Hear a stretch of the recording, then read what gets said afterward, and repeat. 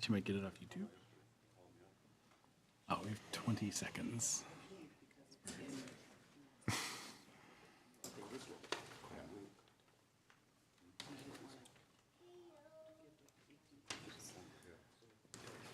All right, it is 4 o'clock. We'll call the park board meeting to order.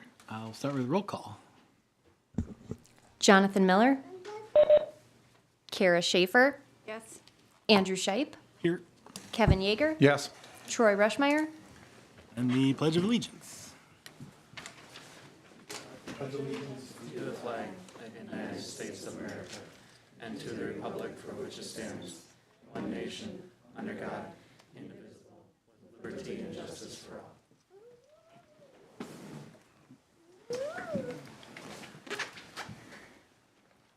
All right. Next, we'll be looking for an approval of the agenda. So move, Yeager. Second, Schaefer. Any discussion? Nope. All in favor, say aye. Aye. Opposed, same sign. The agenda is approved. Next, we have the consent calendar. As notice, all matters listed are considered routine by the board and will be enacted in a single motion. There will be no separate discussion of these items unless good cause is shown prior to the time the board votes on the motion. Anyone interested in approving the consent calendar? Second, Yeager. All in favor, say aye. Aye. Opposed, same sign. The consent calendar is approved. Item 6A, presentation from the Brainerd History Group. Thank you, Board. And I was going to be introduced by Holly here from Visit Brainerd, but she's kind of shy, as you probably know. So my name is Carl Faust, and I'm kind of an admitted history nut. And I defected to Baxter, actually, only because there were no building lots available in Brainerd. But I consider myself in South Brainerd on the river, way on the end. I crossed the line there at some point. So I know, Kara, the last time I was here, about 2 months ago, you were not. Was there anybody else that maybe was not here the last time I spoke?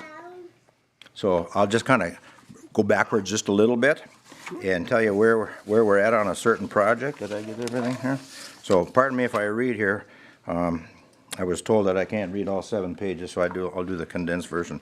So we reported last that some markers are proposed for other parks, Kiwanis, Rotary, and Memorial Park. This interactive map project we're working on the river happens to be largely in Kiwanis and Rotary Park, so there's some overlapping. And I thought it was only fair that you folks need to know if we're going to put a marker up, what it looks like, who's going to maintain it, and where they're going to be placed and that sort of thing. And so CTC of Brainerd has volunteered to totally host the website. And they had an event down there in Rotary Park, maybe some of you were there, and they had a river race, and it was just for paddlers only. So you had paddle boards and kayaks and canoes, and it went over really, really well. Well, Hillary at the museum thought it would be nice to get a little history in there, so she set up a booth there, and we had kind of a walking version of it, and she had a few canoes there. Well, they were too focused on paddling. They weren't interested in the walking portion of it or anything. Nevertheless, we had some talkers out there, so as the paddlers would go by, we'd tell them about a certain historical site. So the idea is to make a home page. And can I send this around? I don't think you have this, or did you have this in your packet? I'll send it anyway. Oh, perfect. Maybe somebody will have to get it to the other side. The idea is to have a marker up at the site, the trailhead landing site, right at the river's edge. And it's all based on a cell phone, so you'll read a little bit about it, and you'll scan the QR, and it'll come up to this home page. There'll be an About section that'll explain a little bit about it. And then the next thing will be an interactive map. There it is. That's the marker that will be at the landing site. And a plain QR code, and the council, or your board here, told me, be sure that that QR code goes someplace and doesn't get lost. Well, we've got that all figured out. CTC has got it.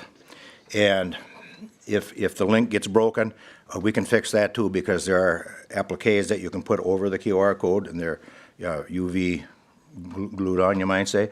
So anyway, it'll bring them to this home page. If you get some real serious paddlers or perhaps source to sea paddlers coming down from Itasca to New Orleans, and they're concerned about navigational hazards, of which there are very, very many, there is a drone video that we did in 2021. They can watch that. They'll see all these hazards, and they can visit the historical sites. Supposing you're not at the landing, and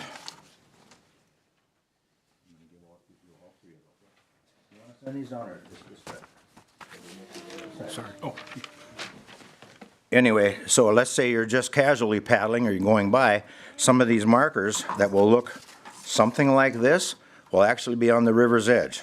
So they're going to have to be up on land above the ordinary high water mark, and there will also be a QR code on there. So it sounds kind of confusing, but it'll work good because they'll scan it, the QR code will bring them to that site, and they hit interactive map, and there'll be the whole map of Brainerd, from the dam all the way down to First Island. And they're sitting there at number 2, maybe they scan number 2, so they just go on the map and they click number 2, and then that will bring you to another page that will give you kind of a small version of that. These green markers are on aluminum. We've got about 10 of them around town right now.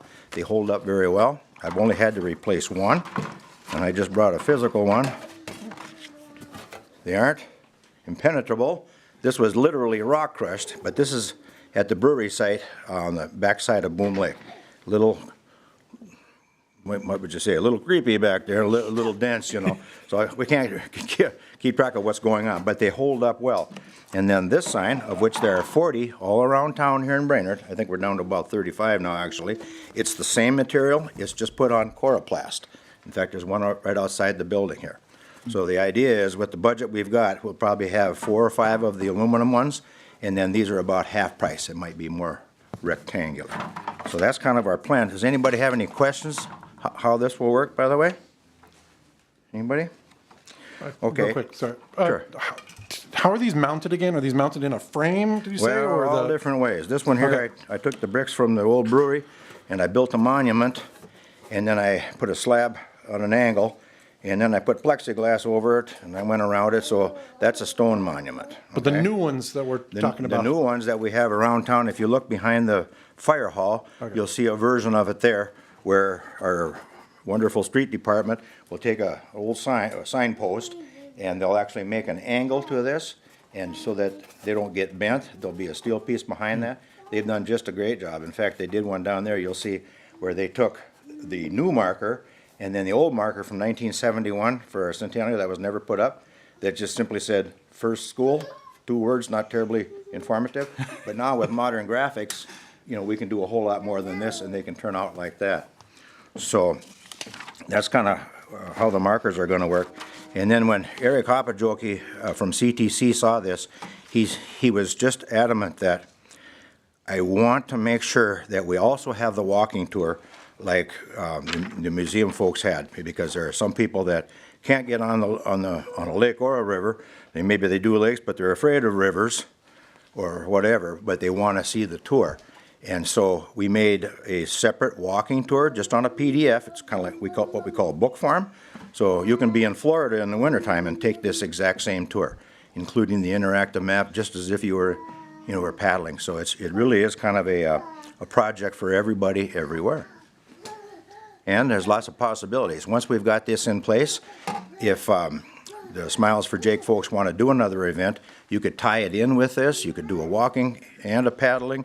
You could have pontoon boats for the folks that can't get down into a canoe and do a trip. So remember, it's all the way from the dam clear down to First Island. So it's a very unique run that all this history, about 20 sites, are right within the city limits. So I think that's all I got. Holly, what I miss? Okay. Any other questions? I have a Yeah. couple. Okay, so when you, that green sign there, the QR code that's further up, if you scroll back up. So when you scan that now, it brings you to, That homepage. so it doesn't look like that yet though, right? You're still working It's on not it? up yet. Okay, so that's what it will look like. Yeah, in fact, if you scan that right now, Yeah. it'll give you the old Yeah, it Sippy says like- Smiles event that we had last year. Right. And it was quite cumbersome because we had 3 things going. We had our history version of it, Yeah. and then they had 2 different paddling races, Yep. And then what you had to do is you had to click OK, and then you had to go up and you had to unclick the 2 races, and then you had to go click or check the history part of it, and it was just way too cumbersome. And then just basically said, you can have the whole website. So if they do an event, they'll just make another one. So now we've got the whole thing to ourselves. So then, so when you do go, you do the Smiles for Jake website is what you land on, that's great. Yep. And then you do have to scroll down a bit to find the interactive map, I think, or maybe this is gonna get updated, but I think it might be kind of confusing. Smiles for Jake is like awesome, nothing, but like, Yeah. could we also connect it to the Brainerd website or like the city? Well, you could link website, this to, or- first off, it won't operate anything like it does right now. Okay. We just got some issues of how to make it work and everything. They had kind of a pre-populated site that they work with for their events. It was Yeah. made for events, and we're trying to modify that. That's why we came up with this homepage. So you go there first, and you can get all the information that you need. Okay, so it's a work in progress, you're working towards that. Yep. So maybe it would be cool if we did link it to the Brainerd website at some point too, so if someone didn't know what Smiles for Jake was. I or- think we could do that, and the museum site, and the Visit Yeah, Brainerd site, and who exactly. knows where, yeah. So you can find it multiple spots. but- Yeah. Thank you, Mr. Chair. Mr. Faust, is the idea that all of the signs are going to have basically the same branding, the same color, the same font, the same? 'Cause Well- I'm seeing a few different things here. Okay, well, this was our first version back in 2009. Yep. It was very simple. We didn't realize at the time that you could put images on there. Right. And then we started doing that. This is like, I don't know, maybe it got broken in about 2011 or 12. And so if you look at some of them, behind the fire hall would be a good example where you can put the images on. Right. So we have enough budget to put that one there at the Okay. landing site. And then we're gonna put another one at what I call the cemetery landing, which I think you folks call Mississippi Landing by the cemetery, because a lot of people are gonna put in there. They're not gonna start over here at the new park. They're gonna start there at number 1. Okay, so they'll. So my question is are the signs going to all look the same, basically? not About the- four or five of them will look like that. Okay. They're like double the cost of coroplast. Yep. And then the other ones that are largely gonna be down in the trees and the weeds that you're gonna see from the river, then we're just gonna use these. Okay, got it. So, and these hold up pretty good, because that sign you see down there, and the other 38 or 9, they were put up in 2017 and they haven't faded yet. It's just simply amazing. These are about half the price of the aluminum ones. Understood. Good question. That's all. Thank you. Thank you. Presentation only, I think. Okay, Presentation. cool. That's good. Yeah, thanks so much. Thanks, Carl. guys. Just really appreciate the history you're presenting, and it's That's all him. Go now. Quitters. Thank you. all right. Item 7A is next. Approve Ski Loons lease agreement.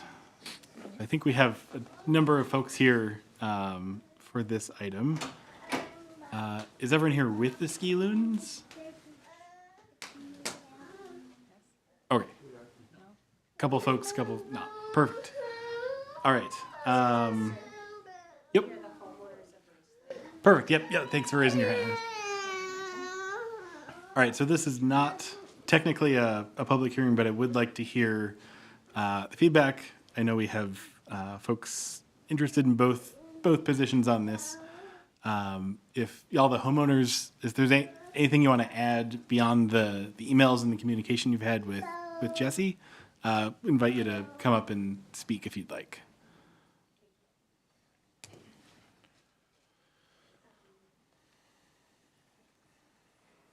Thank you.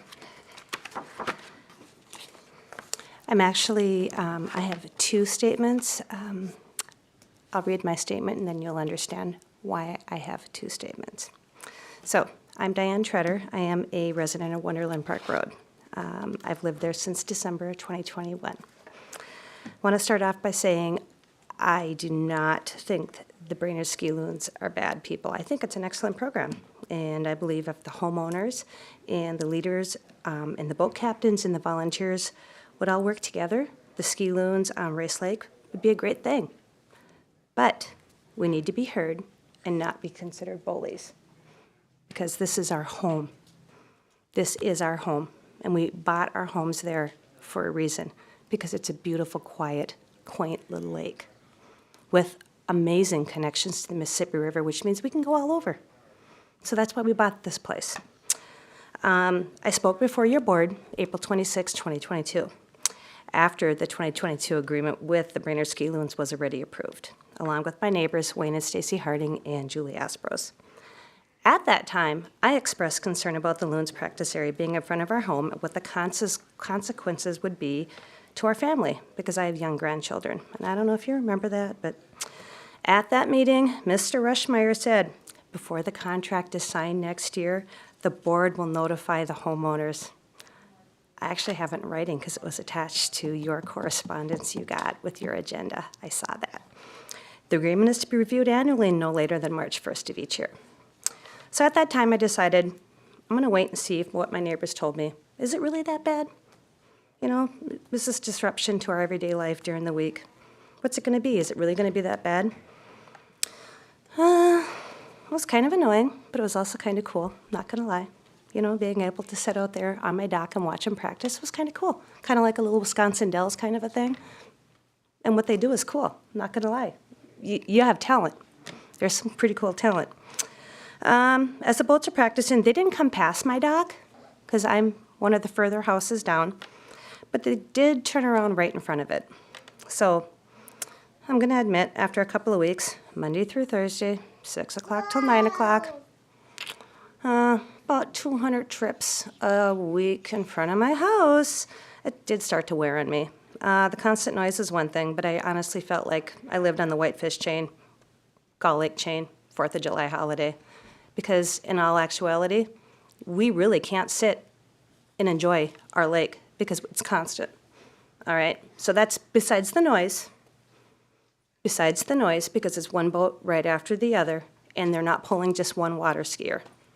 They're pulling 2, 3, 4, 5, if not more. So yes, it's really awesome to watch, but it's also really noisy. And it's not just the boat motors, it's the water crashing in, okay? So the wave of pulling the boats anywhere from 1 to 5 skiers at a time and turning it away made very big waves on my shoreline. Of course, they're going at a pretty good speed. They're making big turns, and they are turning away from my dock.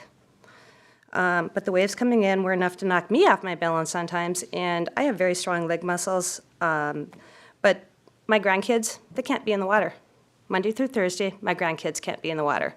My 7-year-old, who's a very strong swimmer, she's been in lessons since she can't be in the water. My 1-year-old grandson, no way would I ever dream of putting him in that water. The weeds, oh my gosh, it's nasty. Of course, as they're going through, the weeds are coming up and floating, okay? So nasty is the only thing I can say. I'm raking and I'm scooping weeds every single day off my shoreline, and it's back probably 10 feet. Well, actually, it's more than that. My dock is 34 feet. So it's more than half of my dock, and it's a big span. You know, granted, my frontage is only 50 feet, but it is pretty much my whole thing. Only days I'm really not raking weeds are Saturday and Sunday, but there's residual floaters. Got that. The dead ducklings, that hurt my heart. We got mother duck around there, and I'd see mother duck going, and I'm going, oh God, please no, no, no, no. And yeah, she started off with 6. Wound up with 1. Didn't like that. The thing that really upset me was the end of June. We had some friends that came from South Dakota, and they spent a few days with us. So as we are at work, we said, take the pontoon out, please. You've got your 2 children. Take the pontoon out. So one night, about 6:45, when he tried to take his family out on the pontoon, he's trying to back the pontoon out from his lift, and he's turning it around. He was told, what are you doing? This is our time. Get out of the water. So he put the pontoon back in the lift, and he waited for us to come home. And he told us that, and I go, what are you talking about? In their contract, they're supposed to allow us time to get off and on. They're supposed to. No. You have every right to be on there. I pay property taxes. No. I said every day from 6 to 9, they do practice, yes. So the next day he left before 6. And when he tried to come back to the left, he had to gun it to try to get between these two because nobody waited for him. And yeah, I get it. I get it because you're pulling your skiers on there. okay? But when you see a boat coming to the shoreline, you would think you could stop and wait because, you know, it's called consideration. No, so he had to gun it in between, which is not easy, and he's trying to load his boat on this lift with these waves. And I don't know if you've ever tried to pull up to a pontoon or try to put a boat in a boat lift on a windy day, but can you imagine what it's like to do with that? That's the day I got angry with the ski loons, because I thought, are you serious? So it's two nights in a row that I got angry with the ski loons, because I'm thinking, I'm not blaming any one person there, but I'm thinking, all right, so which one of you volunteers were that inconsiderate and rude to somebody, an out-of-state visitor? You didn't know it was an out-of-state visitor. As far as you knew, it was a resident, okay?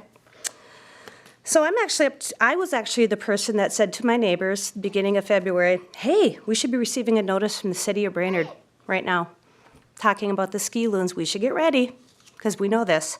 So imagine my surprise when I went on to look to see when your next meeting was and saw it was on the agenda, and we didn't get notified. As it was said, we would be notified. Okay. Once again, I'm not against the ski loons. I do believe it's a great program. But in order for this great program to continue, I'm asking for a few things that need to be happened. So the ski loons have a couple of contracts. In the ski loons contract with the city of Brainerd, section 4E, the ski loon shall endeavor to maintain a safe distance from private docks and other users of public waters. Private property owners shall be allowed adequate time to leave their docks, return to the docks, and to position their boats on their boat lifts before the ski loons pass, causing waves. I don't think that's something that, I don't think that's that's not unusual. I think that we should be able to do that. Section 4F of your contract. Ski loons shall endeavor to pull skiers from the dock perpendicular to the shoreline and away from private properties when it's feasible with the acts they are practicing. This shall not apply during shows. I get that. During shows, everybody's sitting at the park. They need to be parallel to the shoreline. Section 4G, ski loons shall endeavor to use other lakes or water bodies for small groups or move to the middle of Rice Lake whenever reasonably possible. Okay. Now, per the ski loons member handbook and expectations with their members, I did look that up. The last ski act will generally be pulled at or before 8:30. Practice coordinators and drivers will determine the last pull of the night. I've seen them polling after 8:45 up to 9 o'clock. Ski loon conduct, how to be a ski loon. It's expected all ski loons will conduct themselves in a respectful, responsible, safe, mature, and orderly fashion at all times. Be thankful and polite to those around you. This includes skiers, show directors, and practice coordinators, dock crew, drivers, and spotters. So whom do we contact when they're not? Because how they treated my company was unacceptable. And that's the night I got mad at the ski loons. Per the Minnesota Boating Guide 2023, on the water laws and rules, it's against the law to operate a watercraft so it's wash or wake endangers, harasses, or interferes with any person or property. Tote and wake sports safety tips. Make turns gradually and away from shore, other boats, swim rafts, or docks to reduce the chance of collision and property damage. You've all seen the video where they have gone between the dock and the pontoon in our trampoline, okay?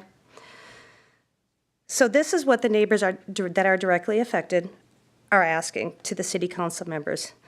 Please know that I'm sure you guys are as tired of this as our neighbors are, and this is just only my second time talking to you, so I'm very nervous. And I'm not a confrontational person, so this really makes me nervous. This has been a battle that's been going on for quite a few years. So your stance in the past is you can't control the water. I get that. You can't. You absolutely cannot. You can only control the lease. So I'm requesting that you actually, could you hold off on this approval for 30 to 60 days so that our other neighbors who are more affected and vested than I am can be here? Because we didn't know that this was coming. People had vacations planned and they had meetings out of town planned that they could not help. But if you cannot, hold off 30 to 60 days so other people can speak. This is what we are asking. I don't know, 2 nights a week on Rice Lake. They have 3 shows scheduled on Bay Lake this year. I know that they had shows last year on Bay Lake. Why can't they practice on Bay Lake? I've watched many nights of practice from the dock, and trust me, they don't use the jump every night. so they can't use that as an excuse, because I have watched. If you must use Rice Lake, please position your jump and dock so that you are going perpendicular, which means you're going that way, not that way, if this is Rice Lake shoreline. This would be a win-win for homeowners in the club. I know you probably have to move your dock, or excuse me, your jump 3 times for your scheduled shows at Lum Park, but maybe you have to move them for your shows at Bay Lake, which I think you have 3. Please make 8:30 your absolute last poll. Please let us enjoy just a small window of the paradise that we are paying for. Thank you for your time and understanding and listening to our frustrations. Now, I do have another letter from one of my neighbors. Am I allowed to read his or not? Jennifer, is that?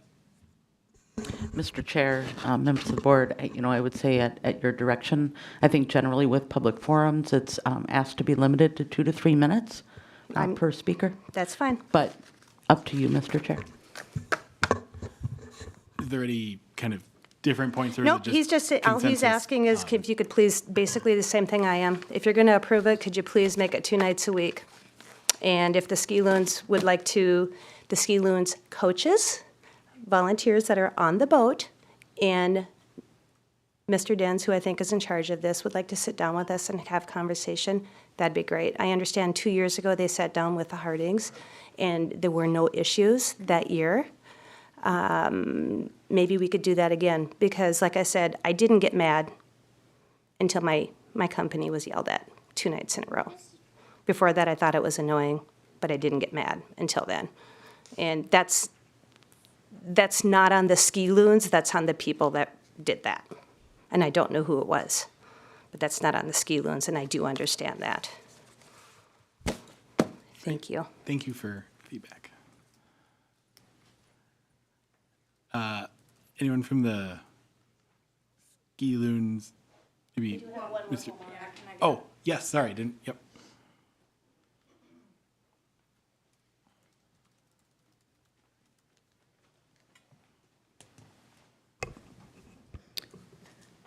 Hi, my name is Julie Aspros. I've been up here a couple times in front of you, and just wanted to really reiterate everything that Diane said. It's a consensus down at, on the lake. It's not even just, like she said, the homeowners, it's people that come and visit.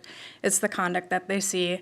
I second her request to see if we can hold off, because we were not notified like we were promised in April of last year that this meeting was coming up. And if that's not an option, I would really like to see that it's not a 2-year contract agreed to as was in the correspondence, and it stays at 1 year. So we have the time to, make sure that hopefully next year we will be notified when this comes up. Who do we contact? Because like Diane said, we know you don't control the water, but who does? Every time we go to somebody, it's this entity, it's that entity, and we don't get anywhere, and it's frustrating when we're trying to, watch out for the erosion that's happening, the disruption to wildlife, disruption to people trying to enjoy the lake, and it's frustrating to sit and watch some of the members of the Ski Loon that sit and laugh, and they're giggling, and, at our comments. They're serious comments, they're serious, not accusations, they're observations that we're seeing, and it just doesn't seem like it's being taken serious. So, thank you. Thank you.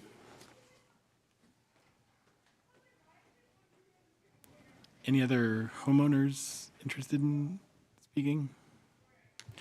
All right. Mr. Dens, any kind of, do you be able to address some of their points? Yes. Hi, I'm Dr. Chris Dens with the Brainerd Ski Loons. I'm the president this year. And I want to tell about where we're at, a little bit about our journey. Again, I'll try to keep my comments brief, but I want to address some of the comments that were made by the first speaker. What the first speaker described with the rudeness and the disrespect for what was shown to her guests is not becoming of Ski Loon members. And again, I want to apologize on behalf of the ski loons that should not happen. And we work very hard with our drivers. And, you know, as she was reading the stuff from the handbook, that's the stuff that makes me proud. Like, that's what we're trying to instill in our members and in our community is like, we need to be respectful. We need to be out there taken care of. We have these things in place to help guide the actions of the members. And again, I was not there. I don't know of the incident. Again, in my mind, again, I'm not saying it didn't happen because they're saying it did. But with all of our drivers, we have worked very hard on trying to set these standards so that we can share the water, be respectful of everyone that's there.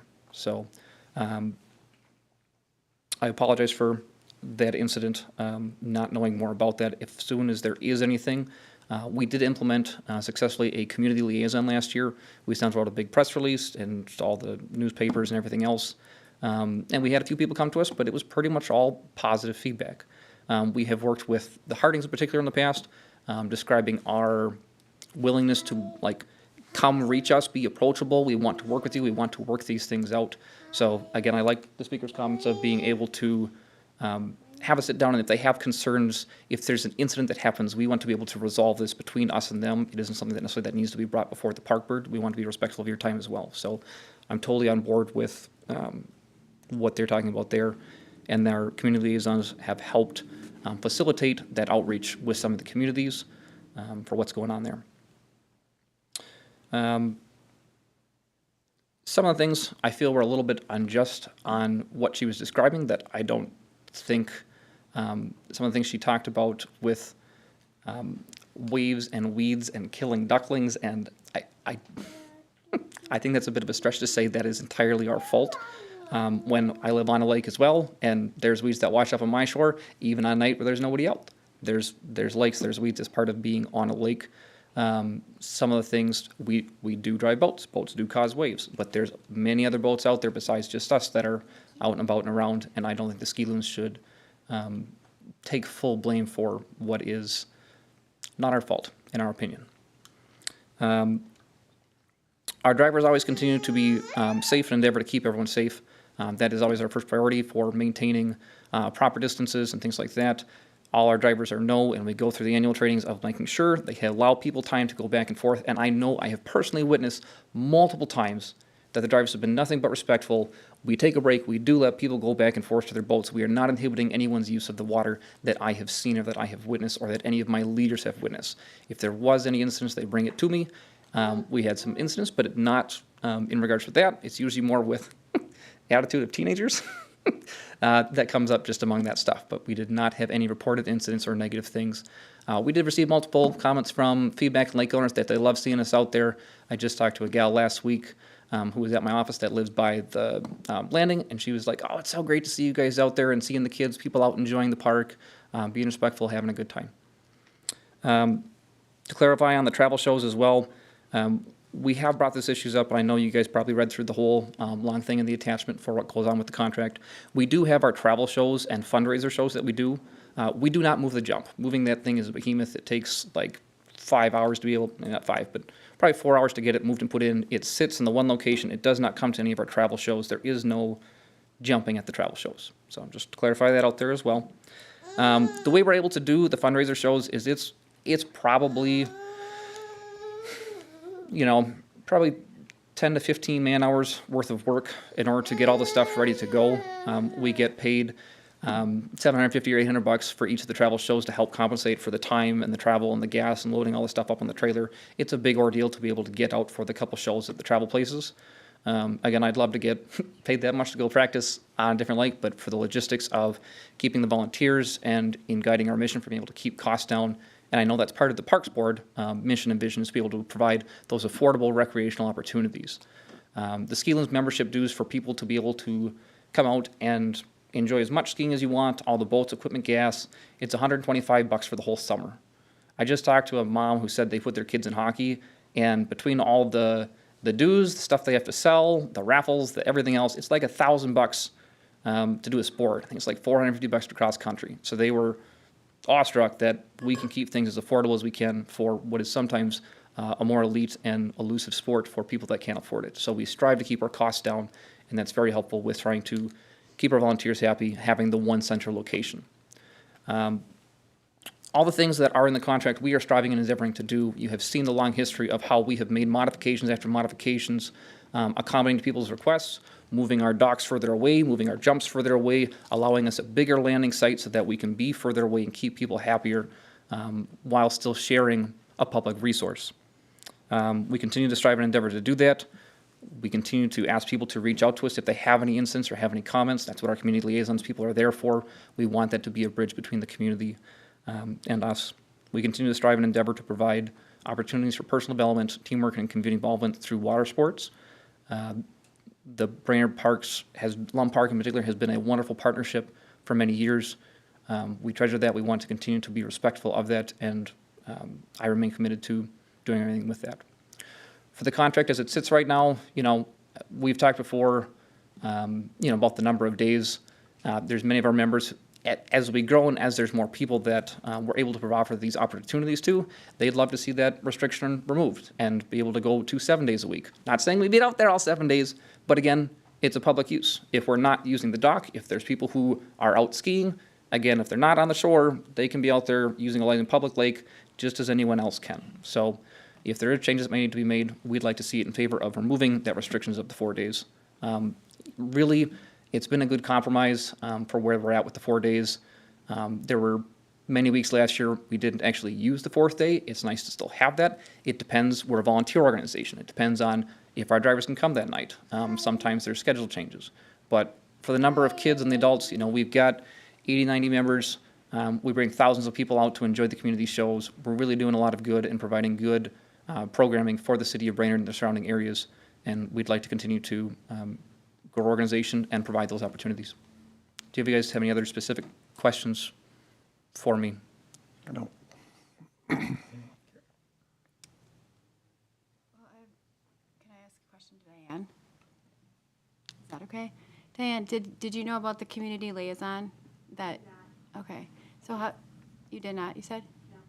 So Chris, how did you share that with, you said there was like a press release? Yep, we sent a press release. It's on our website. I think we put something on Facebook. We sent a press release out to all the local newspapers, radio stations, everything that we do. The same thing. If you heard of our shows, it went out through all the same channels. I don't know what they did with it or how much they pushed it or where it went from there, but we did everything on our end to be able to get the word out about this. And a fair amount of people did hear about it because, like I said, we did get some responses. We got some other show requests from surrounding cities that are a couple hours away that wanted us to come in and do some shows. So we had some good reach out through that area. But from all of our side, we continue, anytime there's an issue, we remain committed to trying to resolve it in the best way we can. Again, if there's specific things, the sooner it's brought up, the more likely we can identify who was the culprit. Again, I say culprit, but if there's something that happens that is unbecoming of a ski loon or is in breach of our contract, we address that with the person. We are an organization. We're made up of many parts. I take responsibility for everyone's actions, but I can't ensure that, just like you guys are in charge of the city parks, but you can't know that someone underneath you might do something that's less than ideal. That's why we have feedback loops. That's why we have commitments. That way we have core and mission values, and we have standards that we hold our people accountable to. And we do a very good job. And I am very proud of all of our members and all of our team, how respectful they are, how we raise our kids to be respectful, all our boats, driver spotters, everything that I have seen is very becoming of the ski loons that we hope everyone to be. And if there's anything less than that, I remain committed to working with those individuals to address the feedback. If I know who it was, I have them give a written apology and go meet with them and talk with them and ensure them that this will not happen again by this person. If it did, they would not be on the ski loons anymore. We would kick them out because we hold that high standards of ourselves. So, thank you. So, discussion on the contract. Excuse me, I'm wondering if you'd care to, I'll be real brief, just as a boat driver, some brief comments. Yeah, just a couple minutes if you can, please. Thank you. My name's Brian Pike. My son was a ski loon member. I became a boat driver because he was involved in the sport. Started, I believe in 2015. We've got Chris as a boat driver as well, and two other gentlemen there are boat drivers. And we only have around 4 or 5 certified boat drivers, so we don't have a whole host of individuals And again, Chris is correct. We take pride in what we do out there. We're certified through the USA Water Ski Sports. We're very respectful. I am surprised any of our boat drivers would say this is our time. We understand that is a shared resource of water out there. We see and communicate with many boat drivers. We have walkie-talkies in our boats. I see a boat coming through the area, I'll communicate that to the other boat drivers so they are aware of a boat assessing maybe a dock or shore. So we can do maybe a better job communicating those efforts to avoid a pontoon or someone coming into the shore, because many times, you know, they're pulling folks off the dock and they not see that boat coming in 1,000 feet away. And when they do take off 1,000 feet, that's when they see. So we need to maybe communicate that better when we see those opportunities of other users coming through an area. So again, we're very respectful. We choose to be at a high level of respect for many of the users out there. Again, I'm surprised that that tone was expressed from one of our boat drivers. And at the same time, it's nice to know, because we only have 2 or 3 boat drivers each night, to know what night that was. What was the color of the boat? We have a red boat, we have a gray boat, we have a boat with 2 twin engines. So we could narrow these suggestions down. That would be helpful for Chris to determine who that may have been if there was a confrontation or some exchange of improper communication. So thank you. Thank you.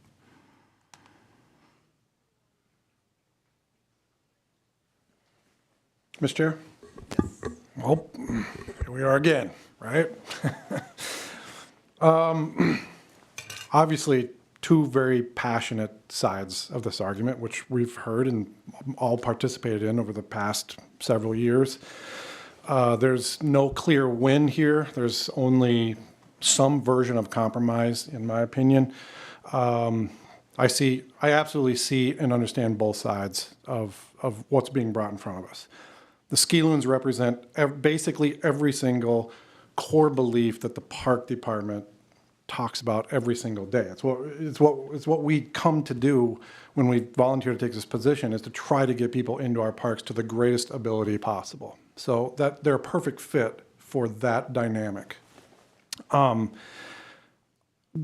The homeowners there's such a thing as too much of a good thing. Obviously, we're hearing this tonight, right? So it's a nuisance. I totally get it. I 100% understand and sympathize with the homeowners and what's going on that body of water. And when I've said in the past that we don't control the lake, that's not a cop-out. I'm just stating the fact. What I see that we can control, what is our domain, is the access to our parks. I said last year that I wanted to remove all the restrictions on the dock. I still have that belief. I just don't think that the fundamentally restricting them off the dock or holding them to only 4 days fits either. So I'd be good 100% lifting those restrictions, but I also heard Mr. Den say that this was a good compromise. I honestly believe that the solution, or the greatest common ground, is going to be found not by board meetings, not by bringing people up to the podium for testimony. It is going to be these groups finding a way to schedule meetings to talk about what's going on amongst themselves on the water. That is the solution, in my opinion, or at least the greatest possibility to find the common ground between you two. And so for that, I'm going to take the position of I'm okay with the lease as it is. I would also be open, if other board members feel similarly or would like to discuss, removing the limitation of 4 nights a week to none, or to fully open, no limitations whatsoever. But other than that, I'm good with the agreement as stated, and I would be prepared to make a motion after hearing what everyone else has to say.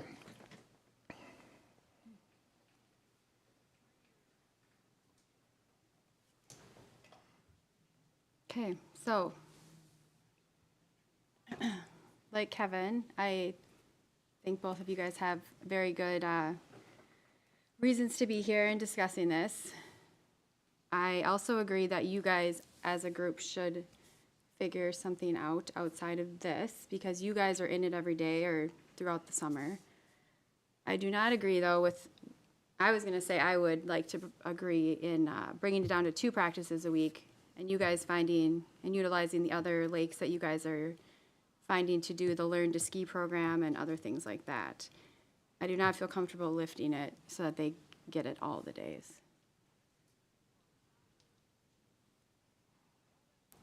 Just a couple of thoughts from me as well. I definitely, seeing the videos, seeing right, the testimony, it is disruptive to have that happening 4 days a week.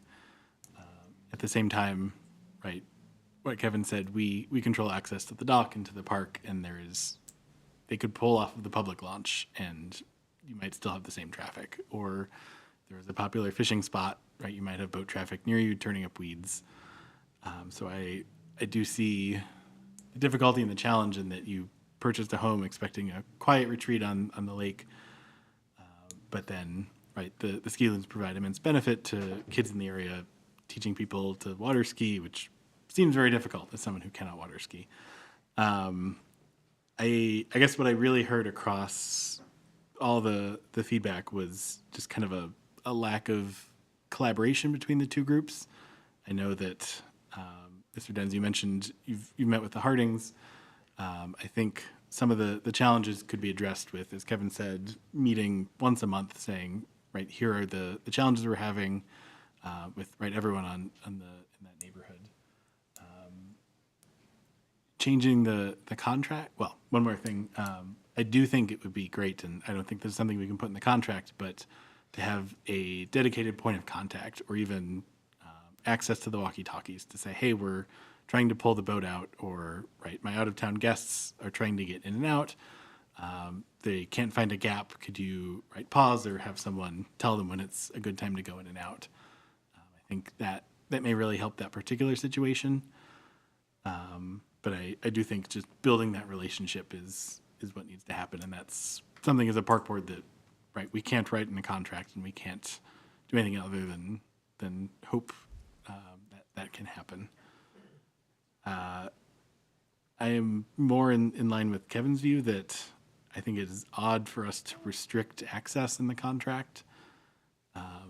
That being said, I do think it is a good compromise for now because there isn't that collaboration between the two sides to say, yeah, if it opened up to 7 days a week, everyone could still be happy and feel like they're being heard and address issues as they come up. I think that's still being pent up, and it's released once a year at this meeting, which is not terribly healthy. So I would be, I think, in favor of continuing the contract as it is, with the hope that next year, if there's greater communication and collaboration, we could just eliminate those restrictions, because I don't think the park board should be in the business of limiting access to things.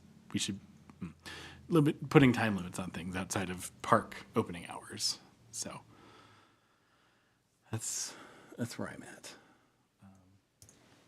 So with that, I'll make a motion to approve the Lum Park lease for the upcoming year as written.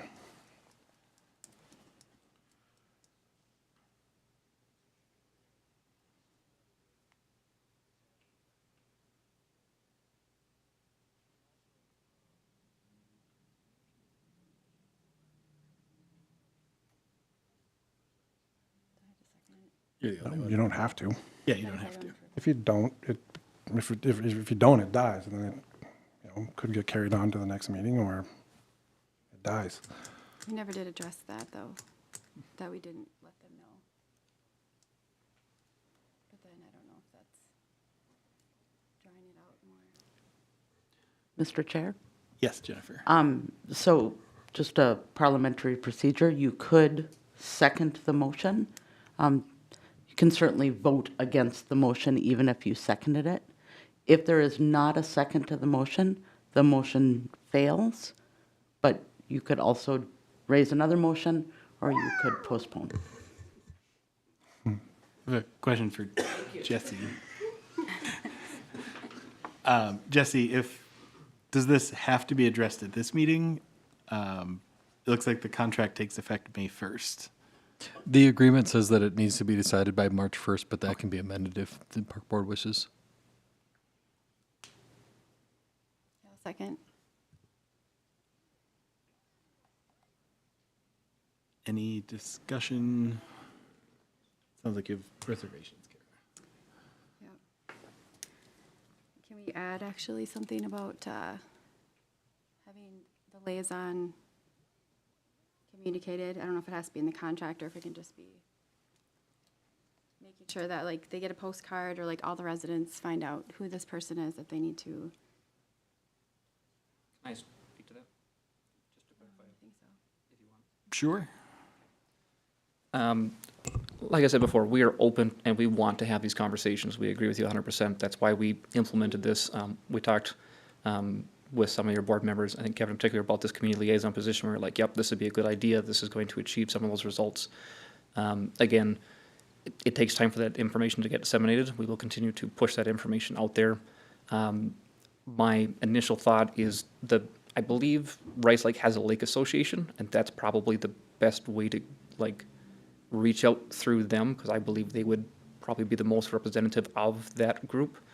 I've gotten a few emails, and I think we're still on the communication with them where I can make sure that we disseminate our liaison information out and walkie-talkie channels if they want it through that lake association. I can't guarantee that everybody's on that, but that would be my initial thoughts as far as trying to achieve what you're looking for. I think we can work that right. For our homeowners, are you members of the Rice Lake Association? Is that? We are. Okay.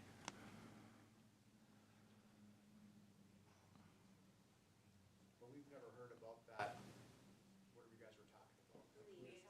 Yeah, we've never heard nothing like that.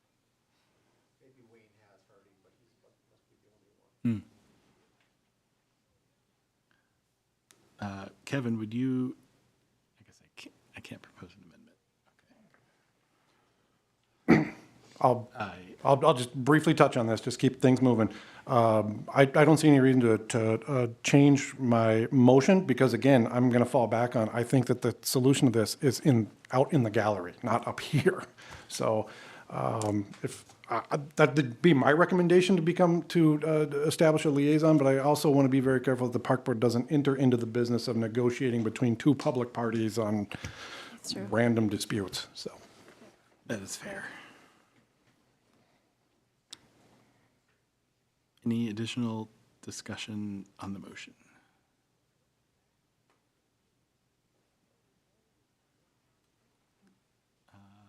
All in favor, say aye. Aye. Aye. Opposed, same sign. Aye. The motion is approved and the contract is approved.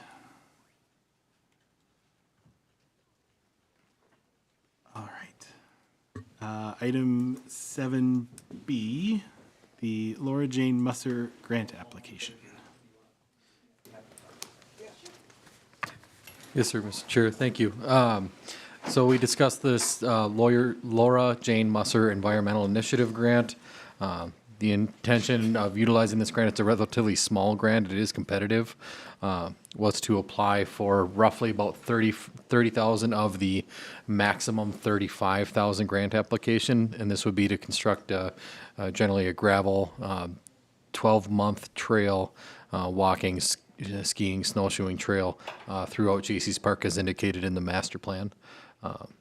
To facilitate the goals of that grant, we would also propose several pollinator plots along the trail in select locations not nearby, like picnic benches and stuff like that, or people where they would congregate, but generally along those lines. So like I mentioned, we're generally thinking about 30,000, but we'll vet that estimate as we get through the application process. So right now we're just requesting authorization to go ahead and apply for that grant, and that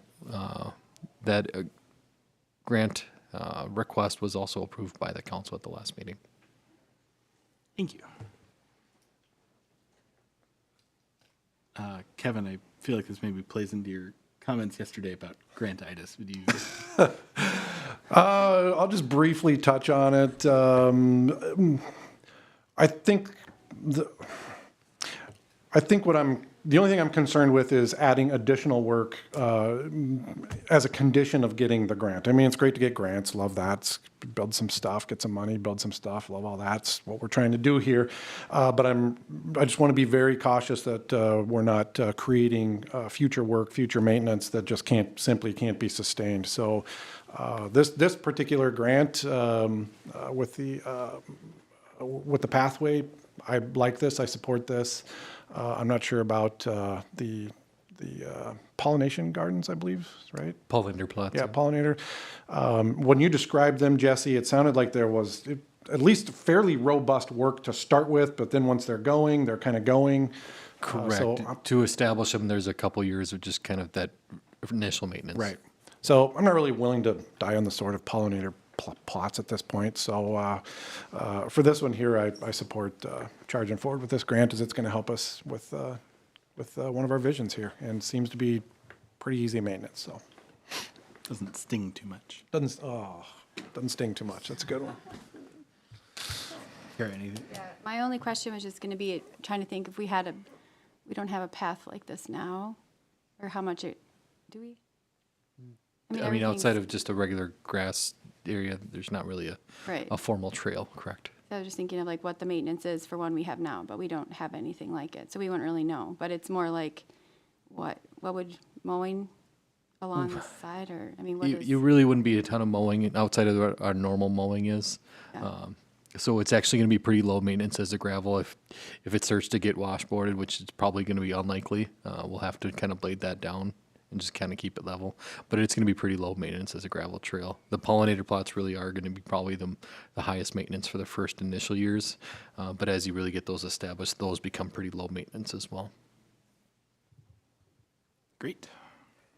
One last question, sorry. Would there be signage included with those? Do you think that, I'm just thinking like snowmobilers. I don't know if they try to go on them. I know they're small, but like, or is that going to be a cost that we'll have to? We can Oh, include wait. that in the grant application one. It wasn't intended as part of this application.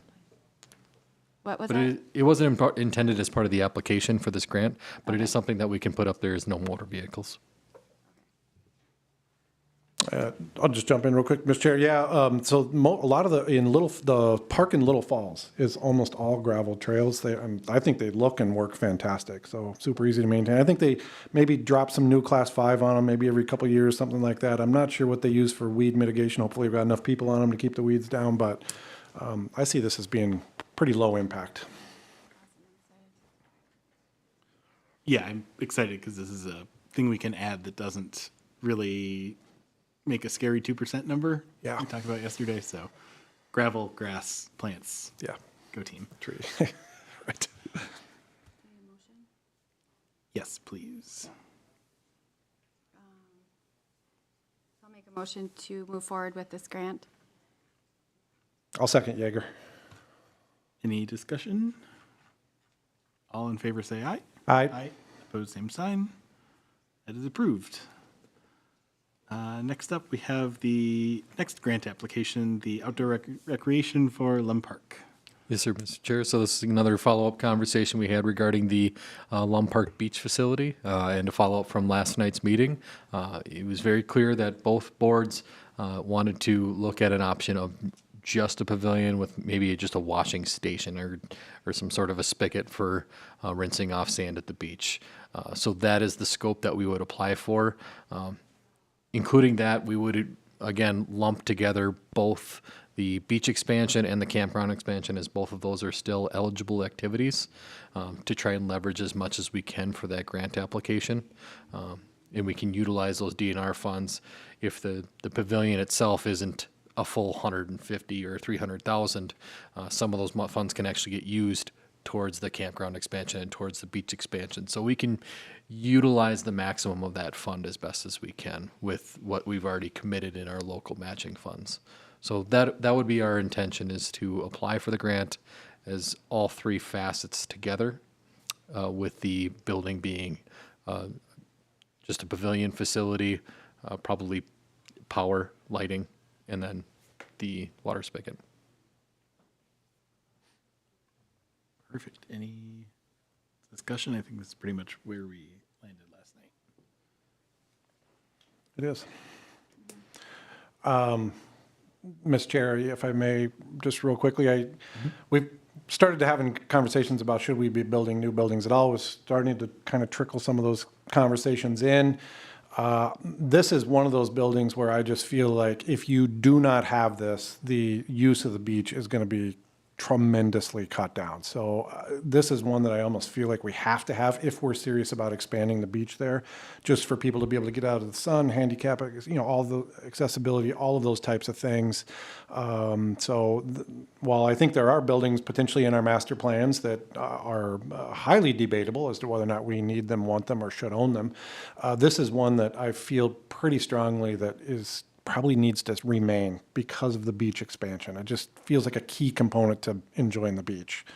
But I would like to encourage us to make sure that if we build this, we build it in such a way that there's virtually to mitigate the maintenance as much as possible using methods and materials, which we've done at our new park, that will hopefully be very low maintenance and very easy to keep care of. So I'm in favor with this as long as we're kind of generally going that direction. Yeah, do we have to spend all the money if we get it? So like, I know some grants you have to We do spend not. it all. No? No. Whatever money we don't spend, the DNR would, We can just return it. that would go back to the DNR. They will cover 50% of the eligible costs. Yeah, just to your point, Kevin, I think the nice part about a building there is it could provide more shade in particular than the footprint of the building itself, which on a beach for the months where it's warm and not in the 30s, I think has real utility. So yeah, this seems great. With that, I'll make a motion to move forward with the grant application under the kind of new understanding of pavilion building, kind of design work yet to be identified, but more of a pavilion building versus bathrooms. I'll second that. Any discussion? All in favor say aye. Aye. Opposed, same sign. That is approved. Next up, we have our discussion with Seth about project scoping.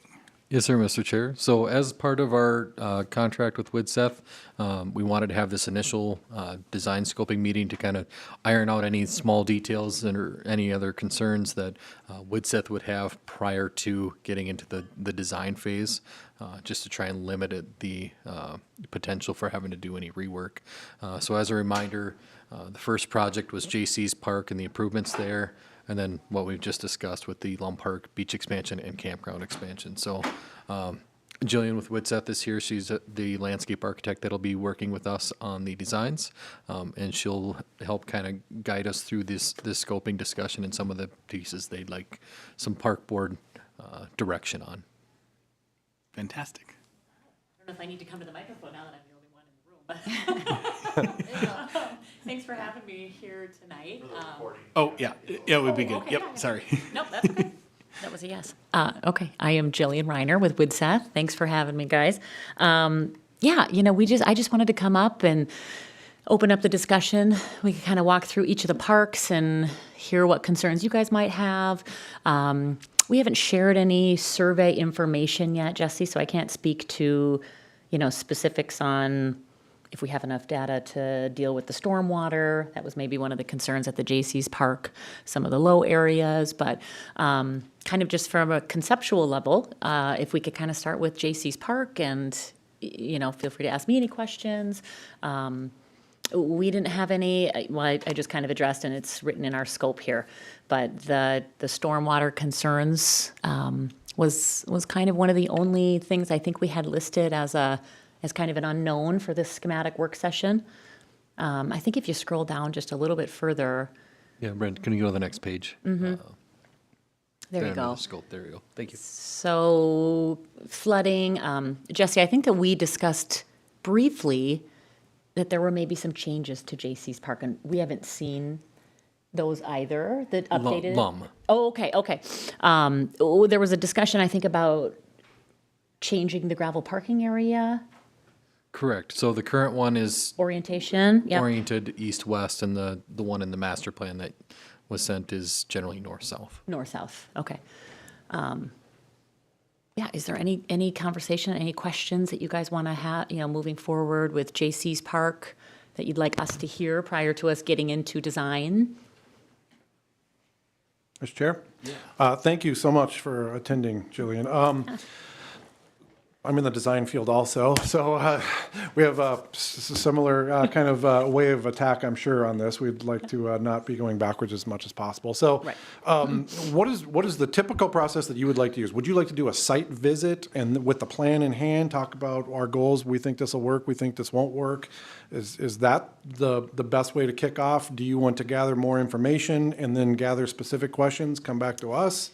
I'm asking like multiple questions at a time here. That's Just okay. kind I'm of following. what system do you think is going to be the best for you to get from point A to point B? Because it looks like as of right now, you basically have looked at the park Yep. on GIS and you've looked at our master plan and that's kind of it, right? Right. I jumped on, looked at some topography on everything I had available. It would be great for us to be able to gather all the information that I think Jesse has, some survey data, points, things like that. We can kind of construct a bit of a surface and things we can kind of design from. Sure. And then, go out to the park with that in hand. And that would give me an opportunity to briefly look at the master plan that was proposed and make sure that some of, if I have any major concerns about any of those elements that are proposed having to change or not work or offer some suggestions, I could be much more well-versed after, And what is the rough time frame we're trying to get through these first three meetings, right? The three design meetings? What is the rough time frame here? So this one, we didn't have design meetings. I think you're thinking the pedestrian. Oh, well, I Bridge thought that PMTs. wasn't the idea here that we were going to meet with her, with the engineer, talk through kind of the design work. They're going to come back with some drawings, Yep. kind of a back and forth thing. Is that right? Right. No, right. Not Work right. session with some Work session, drawings, yes. okay. Yep, we discussed that. And is that supposed to happen over a month or 3 months or? So we generally wanted to have them work through the spring here and Okay. early summer. Got it. We're getting ready for construction. Yeah. So that was kind of the intention, is kind of spend the spring working on getting Okay. designs prepared. Fantastic. All right. So as far as getting that work session going, right, and the questions, yes, I think in the next, and hopefully it's going to get warm, but within the next 3 weeks. I mean, I'd love to come back up, having a good idea of everything that I've had a chance to review, go out to the parks, gather any questions. Yes, I'd love to just get any concerns answered right away, because then we can move a lot faster to make sure we get the projects bid out this spring. I think, as far as Lum Park Campground, I wanted to talk about the roadway design, right? I didn't know how much conversation was had about the pull-through campsites, or if there's opportunity or other ideas that, you guys had as far as any of those concepts go. I can take those into consideration before we go too far down the road. Right. Mr. Chair, I think that you'll find that the master plans that we have pretty much encapsulates the general consensus. Yeah. So I think it's a great starting point to kind of work from. And then I think we'll be relying on you to kind of bring us down the path, request the information specifically that you want from us, what might be in conflict, what might not be working, or so forth. And I think if we work on your hinge points, we'll get through this much faster and much more faster. fluidly. And we've done this before with some other commissions where if there are field visits, sometimes we schedule those like a half hour before our normal meeting and we just stop there first. Okay. Just throwing that out there as a possibility if we're trying to do these during meetings, not work sessions. So. But I think we're going to be leaning on you to try to capture the vision and Okay. show us what snags, what Sounds great. poor design work we did. No, what no, isn't going no. to work. No, I'm looking forward to it. It's my favorite thing to do here is park design. So, no, I'm thrilled. It's going to be a fun process. When is your next work session scheduled? Do you have I think it's 2 weeks. In 2 weeks? March 21st? Oh, right. Oh, yeah. That's right, spring break and stuff. Yeah, March 20th. March 21st?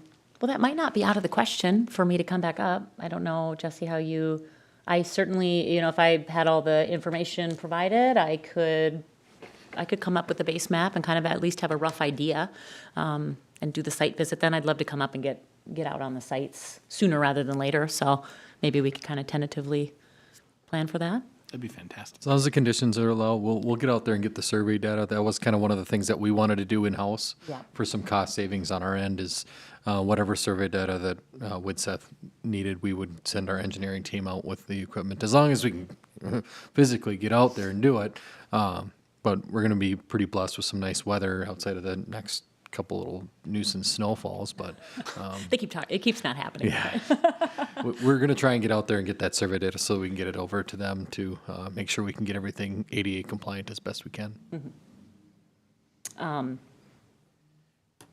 Yeah, and I mean, I think at the very least, yeah, we'll have a discussion kind of offline and see when we can get that survey, but I certainly still could grab the LiDAR and do a pretty good job of coming up with general concerns maybe for the March 21st meeting. Yeah. Okay. Well, yeah, did you have any other questions or? Nope.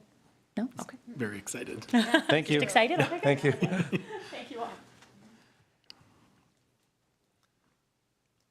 All right.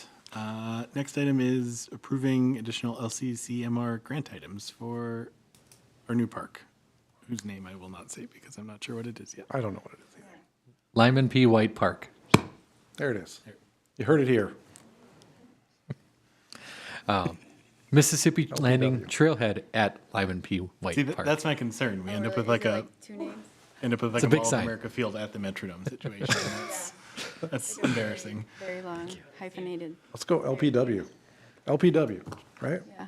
We could just do LPW. The LPW. The LPW? All right. I'm going to have a hard time breaking the MLT. Sorry, go ahead, Mr. Dean. No problem. Thank you, Mr. Chair. So I did follow up with the LCCMR regarding the items that were discussed at the workshop regarding LCCMR funds. And I did get generally some good news from them. They were approving of the water bottle filling station, the fence along the play area, and the ADA accessible kayak dock. Within the scope. Now, in talking with him, like we mentioned, the concern about, especially with the clearing of the underbrush and the invasives going down to the bridge, it was a bit of a stretch because it's not really within the park area. Now, at their advisement, we went in and submitted an amendment. It should go very quickly, and especially since I've had that discussion with him at LCCMR. So we should have no problem with getting that to be an eligible expense. So we should be able to fund all of the 4 different things that were requested as part of the additional LCCMR pieces. I don't foresee us hitting the 500 that's available, but we can definitely fund those 4 things. Some things that I do want to make sure that we note, the water bottle filling station standard model. We installed one at Gregory. In speaking with staff, there's some challenges with that one. It doesn't function as optimally as we'd like it. It goes very slow. The other issue is it is its own standalone pedestal, and we didn't put a water line out to a pedestal location. So we would have to dig up new concrete. So I would recommend looking at something more wall mounted. I did send something over to Troy that he thought was pretty sharp. It was just essentially, I think one was just a water drinking fountain with another one as a water bottle filling station that would mount to the wall of the restroom building on the outside. That way we can just feed a water line to the exterior wall rather than having to go through the ground. They're implying that it's pretty easy to maintain, at least from a winterization standpoint. Obviously, the proof's in the pudding when we get it installed type of stuff, but we felt that might be a little bit more of a better option rather than the one that was in the standards. So water bottle filling station, I think we had an awful lot of discussion about the ADA accessible kayak dock and the concerns with that. I know Troy's voiced his concerns about the fishing pier, and a lot of those concerns would be very similar here with the very changing river water levels. Honestly, the feasibility of attaching that to the landing, especially with high and low water times, if that's going to hold up and stay in place, that is a concern. Besides all the different things that do float down that, the logs and ice jams and all those other things. And then on top of that, I know there was a discussion about just removing it for winter. That location is going to be very difficult for staff to get to be able to remove that. Most likely we would have to hire a dock service to bring that down to some sort of landing or something to get it out of the water, and have to do that twice a year to get it in and out. I don't foresee us having it from a staff perspective. We don't have the equipment to lift that size of dock from the location up on top. We just don't have the equipment to do it. Other than that, like I said, we talked a little bit about the concerns at the last meeting about that. So we would not recommend including that as one of the executions of this. And then the last one, when I was talking with Michael Varian from LCCMAR regarding the brushing and the removal of the invasive species, it was his recommendation that after we remove the brush, to better restore the stream bank, as it was implied in the original grant application that we're trying to enhance that stream bank area, that we would replace that with some native plantings along that stream bank. And it's something that we easily can include with that scope of work, and it should fit within that budget. The one thing that I would recommend is utilizing WSB to help us out with a stream bank restoration plan to kind of lay out where and what to do along that corridor. It's not really my level of expertise of how to design it, what a stream bank restoration person. Brent, I believe WSB was online or was going to join. I don't know if they did. I believe it's Luke from WSB. He works in their group that more specializes in stream bank restoration. Luke, would you be able to expand a little bit on what goes into a stream bank restoration plan? Absolutely. How are you guys doing today, though? Man, you've had some serious discussions going on. I was listening since 4.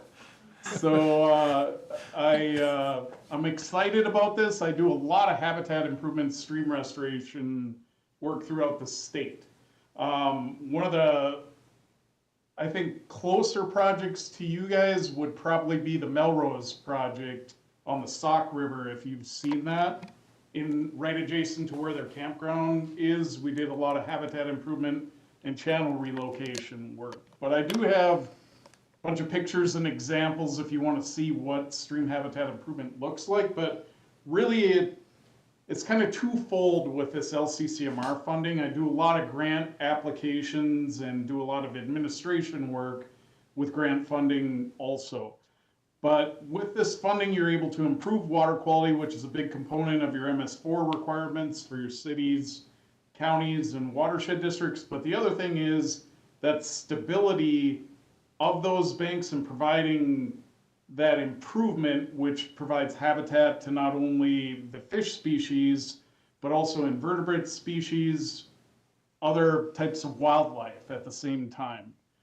Most of these stream habitat improvements include kind of a stability of the bank, but providing habitat, but also being able to provide accessibility from nearby like trail systems for the public for recreation. Because the last thing you want to do is all this beautiful habitat improvement work and no one can use it. You know, at least accessibility down close to the Mississippi River, and I'm not talking about significant trail systems, just the ability to get to the river and be able to fish in these locations, or even just do wildlife, you know, being able to view wildlife. That's the importance of the funding sources that we have in Minnesota. Not every state's the same. Some of the states only have federal funding that's available, as you know. My part of it, going back to stream restoration, if you haven't figured it out, I'm pretty passionate about this type of work, by the way. My part of it is conceptual planning with cities, watershed districts, that be our clients, on how we can incorporate your goals of what you're interested in addition to implementing the engineering and design requirements to meet those goals, but still meet the qualifications of your grant funding at the same time. So if you don't mind, have you guys got some time, or am I only limited to 15 minutes here? Oh, we're good. Thank you. All right, because otherwise I could talk forever, but I don't know if you want to go that far. All right. Am I correct in should be on our saying park this board. is the location, Jesse? Off of College View? Is that correct? Yes, sir. So East River Road kind of, it stretches, and where that parking lot is to the north part, that's where the new park is located. Okay. And part of my recommendation would be to also kind of look at this in the area that we just cleared for the park. I don't think we really planned for any real native plantings to keep maintaining that area without the buckthorn and everything else. So I think this plan would actually be well served to include the new park area as well. Well, the fortunate thing about this type of work is if you're incorporating what we call woody habitat, which is trees or shrubs in your design features, then you can utilize that material at the same time, but yet not decimate this so it looks like a vacant parking lot. You could do selective harvesting in here too, but it's kind of dependent on the degree of instability of the banks, because not all work requires removal of every single tree in that location. I am going to give you guys a couple of example projects, this being more so an open area rather than what you are dealing with as far as the restoration work. So this project, if you know Southeast Minnesota, I didn't mention I'm in Rochester, Minnesota, but if you know Southeast Minnesota, this area is the city of Mazeppa over here. You guys can see my screen, correct? Yes. So as part of a project with Wabasha County SWCD and the DNR, we had a lot of unstable banks in this location. It was about a half a mile's worth of habitat improvement work that we did. These were about 30-foot tall banks that were undercut, having some severe sediment issues in the stream, but also the landowners were losing land for agricultural purposes. For this project, there were 2 or 3 different habitat improvement type features, one of them being towwood structure. So as I said before, that's kind of using more natural materials, which include wood material in which you're using kind of the root wad structures to provide habitat, but also stability to unstable slopes as you kind of see here. So this was the installation of the habitat features created a new stable environment, but also habitat at the same time. So with that being said, this is during construction with installation of the towwood. The Zumba River is a pretty large river. It's not as big as the Mississippi in a number of different areas, but in this case, it's similar size to what you guys have in Brainerd at that location. With after towwood installation and installation of all the habitat and erosion control, you can kind of see the results of that, kind of more stable slopes, in addition to the fact that you're providing that stable and stability in the habitat for fish species and the invertebrates. In addition to that, we installed some rock riffle structures. The diagrams are always great, but they don't always tell the story. This photo here is during construction of it. Another picture during construction. This is kind of that after. So you can see the purpose of this is providing that invertebrate habitat, but also directing flows away from the banks, and also that stability structure in which we put the towwood over here, keeping that flow away from the banks so that during normal flows and even flood events, you're not dealing with that direct flow of that surface water towards those unstable banks, Just which a quick question. creates erosion issues. So, We're not seeing. We're only seeing photos 1 and 2, and it sounds like you're describing more stuff. oh, I definitely am here. Sorry about that. So here's kind of the toe wood structures that we have in here. This was during construction. You know, everyone wants to show the nice, pretty green pictures. I like showing the downright kind of gritty photos here. That way you get to see what this site actually looks like during construction and then what it looks like afterwards. It's not pretty, you know, I'll definitely tell you that. During construction, it looks a bit rough, and people kind of take a look at me and say, is this really going to work out, Luke? Well, you can kind of see the end result of this the following spring after construction of this when we've stabilized the slopes. This is kind of the riffle structure schematics that I was talking about previously during construction and what this looks like afterwards when you're able to provide that invertebrate habitat for fish species. It looks nice, and you're still constructing something in a way that you can have boat access through.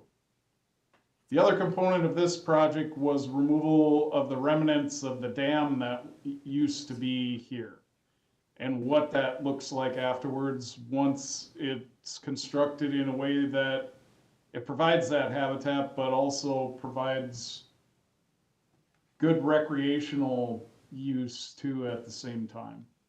So I could go on and on. I'm wondering, do I still have you guys, or did I lose you? No, we're here. Yep. All right, because I've got 500 screens going here at the same time. Okay, how do I expand this? Couple other projects that I can show you that are similar to this one too. Let me go with, now you can see my screen this time, right? Yes. This is a project that we did with Trout Unlimited on 2.5 miles of stream habitat improvement. You can see a lot of invasive buckthorn species that were here at one time, unstable kind of vertical banks.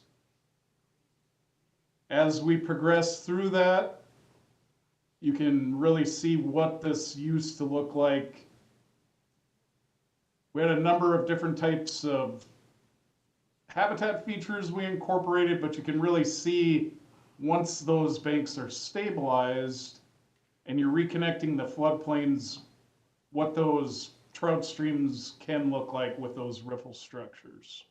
In this case, it's the Mississippi, but same premise with the toewood structures, the riffle structures, even providing habitat in stream in this case. I know I'm dancing around a bit, but I'm gonna go to one more project that is similar. All right. Provides more safety than the fence we're looking at in the playground. For sure.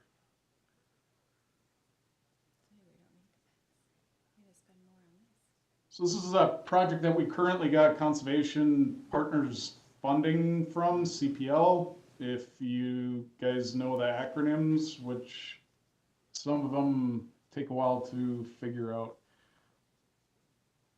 or remember. We got a lot of acronyms for grant funding nowadays. All right, so this project is Lake Seidels, South St. Paul and Inver Grove Heights. The issue with this project is also trail connectivity. There's a trail system that ends up coming into Lake Seidels, but there's no connectivity between Lake Seidels and Inver Grove Heights on the south side. So the reason why I like this, it kind of shows you what the existing shoreline looks like with rendering of what your proposed could look like. Trail's really close. There's a lot of erosion issues that are occurring, as you can see. That's exactly what we got, yeah. Yeah, so here's the other thing you have. You know, you're providing that fishing bench, but you're also providing in-lake habitat for fish species, right? So if you look at this guy, there's super steep slopes that are eroding significantly, but you're providing that accessibility off the trails to be able to fish these areas or recreate at the same time. You know, It looks ugly. It's great from a habitat sense. Let me tell you that, even though it looks ugly as sin, it's good for wildlife habitat. I'm not gonna say it's not, but it definitely is an eyesore, you know? And there's an in-between in which you can get to providing that habitat, but also the connectivity to the trail system so it's used. Because the worst thing ever is doing all this work and no one gets to see it unless you're walking by from a bridge. You know, you want to get that public to those areas at the same time. So I know that was fast going through. I think that was more than my 15-minute offset, but I do a lot of work with grants at the same time, a lot of grant administration. I'd be excited to work with you guys on your amendment to your work plan, but also it'd be fun being up in the Brainerd area working on this project with you. I think we could put, with your goals, we could put a scope together that would work very well with what you've been speaking about previously. Perfect. Awesome. Thank you, Luke. So, Mr. Chair, again, just to summarize, so our recommendation would include the water bottle filling station, the fence along the play area, and then working together on a stream bank restoration plan, all the way down to College Drive, including the park area. If you're okay with it, I'd like to just kind of work with Luke and Paul Sandy and just kind of crafting up what a scope of services would look like for that stream bank restoration plan. I think generally what we were thinking is something along the lines of, I think it was the second project that he was talking about, was clearing a lot of the buckthorn and replacing with some of that nice riparian vegetation to kind of restore that area, leaving a lot of the healthier trees in that area, because we do want that shade, especially along the trail, but identify maybe even some trouble spots that we could do some repairs to. But generally coming up with a scope of work with them to be brought to another future park board meeting for approval. The other big, I don't mean to interrupt, but the other big thing is with the plant species that you're going to plant, you want to make sure they're low maintenance. You know, because the last thing you want to do is have to be doing a lot of maintenance in those areas at the same time. So, music to our ears. Yeah, absolutely. You're looking for a motion to approve the addition of the water filling station, the fence, and the shoreline clearing along the trail, right? Yes, sir. And then I'll return with a proposal if you so wish. All right. With that, I'll make that motion. Okay, second. I just have one question, Jesse. If we do the shoreline improvements by the playground, would that flatten it out enough that we might not need a fence? We're not like your kid's going to fall down a ravine into the river. It's bad. Your kid has a gentle grassy slope. Maybe we don't need a fence. My concern is yes and no. It depends on how far out we can do those corrections. It's a pretty steep slope there, so we may not be able to do enough corrections to make it safer enough with those. I would still recommend the fence in that location. I think the last thing you guys want to do is remove all the trees out of there from like that previous example I gave you. All of our names would be mud on that one, so. Just to clarify, the bats are going to survive this, correct? Well, that's the big thing with the selective harvesting, because Right. as you know, the bat issue is the big issue now. Especially make when sure you we're can do your harvesting. Not putting each other in a bad spot with the bats. Yeah, well, going from threatened to endangered is a big deal that not everyone understands quite yet. I don't think the Corps even understands it yet. Well, thanks, Luke. That was awesome. Yeah. Thank you. Any further discussion? I think you said, yeah. I second it, yeah. All in favor say aye. Aye. Aye. Opposed, same sign. Nobody else is here. Thanks, Jesse. Next up, ADA upgrade recommendations. Yes, sir, Mr. Chair. So this is a little bit of a follow-up from last fall, but also trying to craft our 2023 use of our ADA upgrades budgeted dollars. So carrying over the 2020 or the 25,000 from 2022 into 2023 essentially gives us about $50,000 to expend in ADA upgrades at our parks. using some of the input that we received last fall and then kind of identifying some of our gaps in ADA. I put together a list of maybe 4 different improvements, and I kind of listed them more of a, let's call it in priority listing. So just to summarize, the west end of Gregory Park, so getting 2 accessible paths. I know there was a discussion on the tennis courts. From my perspective, I would strongly recommend an accessible path to that north court should somebody want to use those courts. We also have an accessible, or at least a compliant ramp. It would be the northwest corner of that intersection.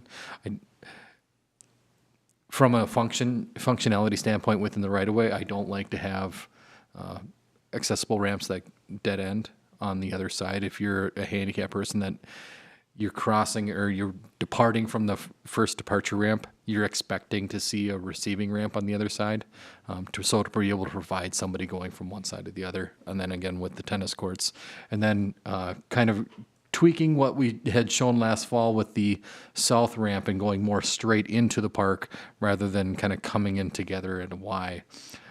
And then just regrassing that area, returfing that area, maybe revisiting that curve along the street and narrowing that down, so it's less a massive 24-foot wide 2-lane access way. So that was Gregory Park, Kiwanis. We talked a little bit about that stretch between the parking lot along the riverside down to the concrete area down that goes underneath the bridge. Number 3 was an accessible walk that goes from the parking area to our newly renovated restroom facility, and then again, another walk that would continue down to the Boom Lake fishing pier. And then finally, number 4, at Lum Park, an accessible walk from the trail. We're gonna stop generally pretty close to the boat trailer parking lot with that trail and connect into that one that connects going further north. So this one, my recommendation would be to continue that one to create an accessible path to the restroom building adjacent to the parking for nearby the campground. I tried to include just a rough general concept of each of those pieces in the packet for your review.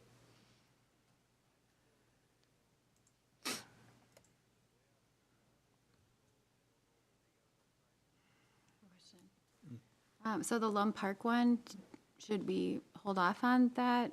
I know we have the money, but just with like all the master planning, or does that fit into our master plan? So the master plan, I don't think showed that trail. This was just more of a, we don't have really an accessible path to that restroom. So unless you're driving and parking in that parking lot, you won't have an accessible way to get to that restroom facility. So for those that are going to utilize their new trail coming in from Trunk Highway 210 or the northeast neighborhood, this would allow them to have an accessible path to the facility. And not walk on the road, basically. Correct. I don't even think there's an accessible ramp off of that parking lot, is there?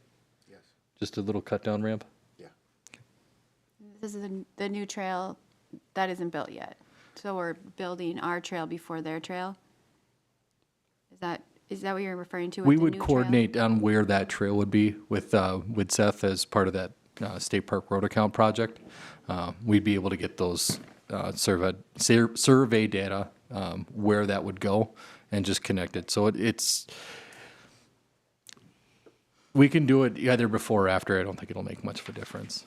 Yeah, I'm not, Actually, like, preferably, I would like to see it done beforehand, because if we're going to bring concrete trucks for an accessible pathway, it'd be nice to bring them before they resurface and put the new pavement down.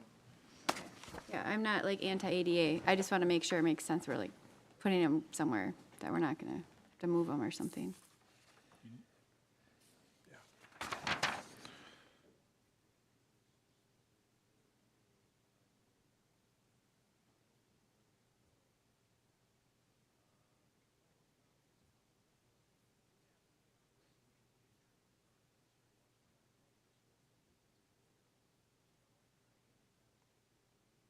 Does that line up? The bridge is going to funnel to like the southwest corner of the park, right? So we'd have the trail that runs along the entrance road. Currently, that's kind of where we're scoping it, is that southwest corner of the park, kind of skewed across the intersection at 210. But the general idea here is that we're trying to be able to get AD accessibility from the parking that is, from the lower parking, the trailer parking, the boat parking, up to the restroom building, correct? Correct. It seems like if we're going to keep the parking, we have to have that. Yeah. Right? So I just want to clarify, those, I laid them out kind of in that priority of 1, 2, 3, 4, up to what we can spend at 50 grand. So I would, if this is kind of the general scope of what the park board supports, I would start going to a few of our contractors to start pricing out those options, and we would go as far as $50,000 would take us. If we can't construct number 4, then we would stick to the top 3. Just for the Gregory one in particular, if we could coordinate roughly the new trees that we picked out to go in about the same time as this trail stuff, I think that would maybe really help communicate that it's not a place for cars anymore. Just so people don't drive over the new sod that goes in. Are we seeding it or sodding it? Do we have a plan? In this situation, I would probably just plan for seed. Okay. I mean, I think the sidewalk is, Mr. Chair, if I may, I think the sidewalk is generally correct here. I think that we're still going to have the battle of, even if we plant grass here, our vehicles will leave the tracks up in there, which is going to be like, oh, we're still driving up there. So we're still going to have the driving thing, but I don't think it changes the sidewalk. The only question I had was maybe should the sidewalk connect over to the drinking fountain? You know, there's like that spot in between, but I think it's okay. And I'd rather just have that drinking fountain go away. We have one on the giant building. Yeah. Yeah, but that one was like vandalized. This one? The building was? The one that we just put in, the biofiller one. Oh, sure. Is that what you're saying? No, I just think the one that's there is kind of yeah. sad and lonely. I Rather, didn't know that was a drinking fountain, to tell you the truth. it doesn't look like something you'd want to drink out of. So, Otherwise, option 1, I think I'm good with. Option 2, I'm definitely good with. I like that. And I am, did I say that's right? 1, 2, 3? Oh, I feel like there was 4. There's Oh, two because more. Kiwanis is, okay, Kiwanis is broken up. So I like both of Kiwanis's. I think this is actually awesome, exactly kind of what we talked about. Lum, I'm on the fence about as to whether or not that's correct. I'm not sure we don't want to be on the opposite side. But I'm not sure you don't just want to stay. The other option I had thought about prior to putting the Lum Park one on there was to do another offshoot in Kiwanis from the restroom facility over to the pavilion and then to the trail. Oh, to yeah, make because we it have that one accessible. shown, and that one's not on here, right? So it'd actually be my preference to get this one in first. The one down to the pavilion, from the So- restroom area down to the pavilion? Yeah, I was thinking kind of line between Boom Lake and the Oh, playground, kind of loop around that back way, and I then see. connect into the pavilion. can you go to Lum, please? I'll just, for Lum, I think what I was thinking is the connection from, we're showing on our master plan, a sidewalk from here down to the beach pavilion. There's handicap parking, like right here. yeah. Yeah. Yeah, because you can see the X'd out spots.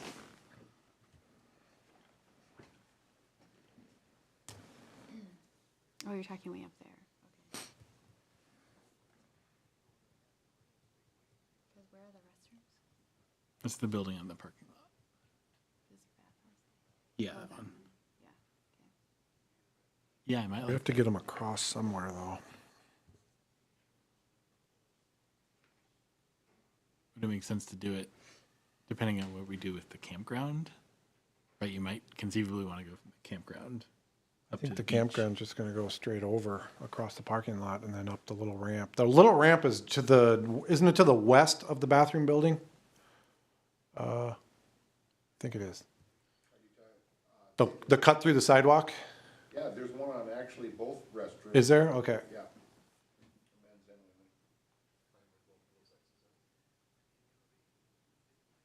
Oh, yeah. Yeah, that's it. Yeah, you're right. And then the idea of it dead ending down by the parking lot on the southwest side, the idea is it's going to connect eventually?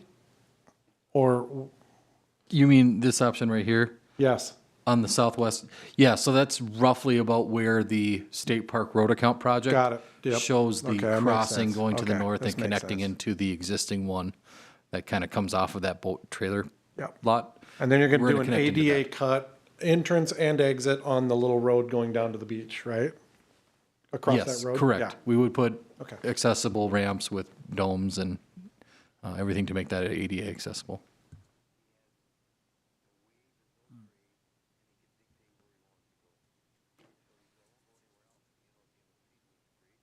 That's our option 4. We're going to be out of money anyways. Option 4.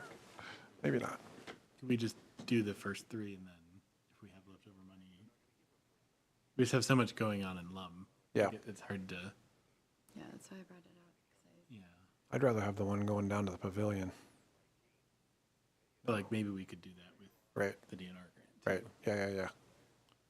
I think I don't love the intersection, right? If I'm going to the ramp, I'm pulling out, I'm fishing around in the car because I just dropped everybody in the boat off. Am I looking for somebody crossing the street right there? Or farther in. Maybe. Or to your point, the other side. The other side, maybe. But I mean, the happening part of the park is this road and north and west, I guess.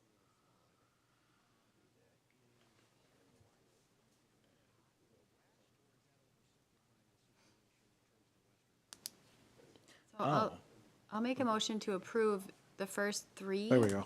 And then if there's money left over, then Have a discussion have the on discussion on the what to do fourth. the fourth. I like that. I'll second that motion. Any further? No, we just discussed for a while. Okay. All in favor, say aye. Aye. Opposed, same sign. Did you get that, Jesse? The I'm sorry. motion was to approve the first three. Three, and that's, then- that's okay. what I understood. Yep. So I'll bring back that price from a couple of vendors for approval, and we'll see what that is, and then if there's additional money, we can reevaluate the other one. Awesome. Break for dinner and come back for the second half of the park board meeting, or just keep going? All right, we'll just keep going. Need to get this catered next time. Jeez. Approval of the master plans from our last planning session. Yes, sir, Mr. Chair. So we have Bain Park here available for your review. Mr. Yeager was able to provide a nice drawing here of what we were discussing at our master planning workshop. To clarify, I was able to discuss with Mike O'Day, chair of the SPW committee, regarding parking on Todd. It would be my recommendation, and he was supportive of it, to do, it would be 90-degree pull-in parking. And the reason for that is to do angled, you're going to force the traffic to have to loop through on the south end of the park, or the south end of Todd. So to avoid that, the 90-degree pull-in, they can back out and go the proper direction without having to do the additional looping.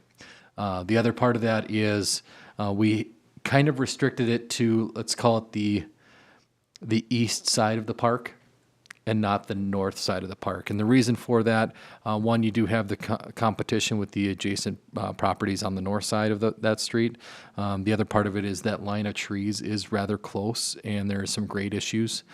Most likely, those trees would all have to be removed. We'd have to relocate a street lighting pole. And then again, we'd have to grade in quite a ways into the park. So it would not be my recommendation to include the parking on the north side, but we were able to fit in, I want to say it was like 27 stalls along that east side with the 90-degree pull-in. And like I mentioned, I did get some support from at least one member of the SPW committee to go ahead and move that forward because it was a pretty minimal cost to add on to the reconstruction project. Other than that, I can answer any other questions. This looks amazing, Kevin. Yeah. As usual. Sorry, Jesse, you're talking north parking, so this added parking at the top, you're saying we should get rid of it? No, not that. The Bottom one? on-street angle parking along Todd. Correct. Yep. So it would be, and from a safety standpoint, waiting until you're out of the curve portion, just so that people can get through the curve and evaluate if somebody's backing out of their spot and make a stop, obviously, and not be surprised by somebody. So keeping it off of that curved section as well. Awesome. So this looks amazing. I know it's exactly what we talked about, but after last night's meeting Yeah. and trying to and I know we're not for sure building this, but this added parking up here, the one I was talking about in the north, I'm gonna say it's the north corner, looking at this. So this, maybe we do need more parking. I think we talked about that, but maybe we don't gravel, or maybe we just do rock in there instead of, is that what we were already planning? Okay, just to make it less money. And is that the same thing with this one down in the corner then? That one's already there. Okay. That is already there? Yeah. Oh, that's around, okay. Okay, I just want to make sure, so then it's much easier to maintain just like the dirt parking lot. Yeah. So there's not really gonna be lines. We could also, once we get the road parking done, we may feel we don't even need that additional parking up in the northwest corner. Oh, yeah. Yeah. I'll make a motion to approve the plan with the notes added by city engineer on the restrictions on parking on the north side. Second that. My only comment would be Oh, sorry, did I cut you off? I didn't mean to. the southern bit of the existing parking. Whenever that needs to be replaced, I would rip it out and put a berm in, or at least grass. Yeah. Because we'd have enough parking elsewhere. Kind of like beneath the avocado. There. Like whenever we need to repave it, just say we do grass. Yeah. Cool. Any other discussion? All in favor, say aye. Aye. Opposed, same sign. All right, electrical quotes for Memorial Park lighting. We're hitting all the hot buttons tonight, aren't we, Jesse? Yes, sir, Mr. Chair. So this is hopefully an easy one. So as we all know, we were able to budget $50,000 to replace the bulbs, ballasts, and capacitors for the lights and get them back in a functional way to hopefully keep them lights on for a handful of years. So included in your proposal or in the packet, we showed you a must-go invoice. The materials themselves cost us about $17,000. We did get quotes from both Holden and Starry for roughly about $24,000 each. Starry was about $70 short. The issue with Starry, he wanted to make it very clear they are very full on their schedule, and he's not sure he can commit to perform this work within the time frame that we would need them to. So with that, we would recommend to go ahead and move forward with the Holden quote.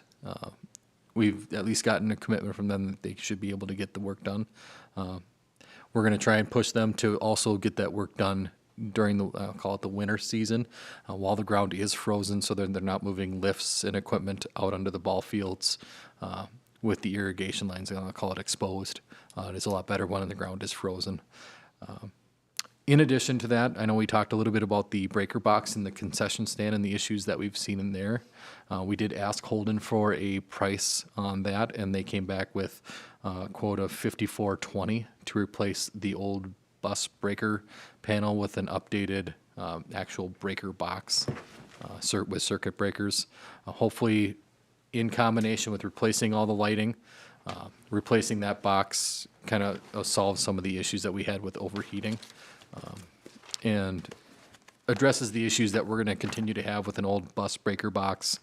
It's very difficult to find that material. We can still find it now, but like same thing as the lamps, in the next handful of years, it's going to be very difficult to find the parts for those things because they are pretty outdated.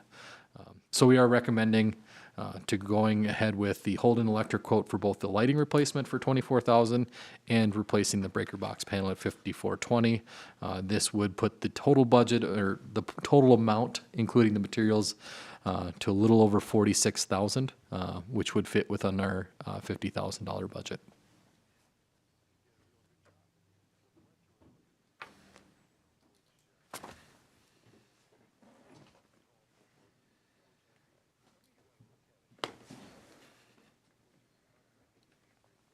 Just a quick, how did it end up at 46 when the one quote was 24 and the one was 5,000?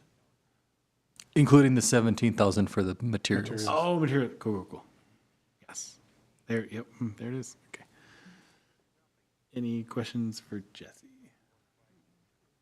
This seems great. Have some happy softball players. I'll make a motion to approve the Holden quote. Second.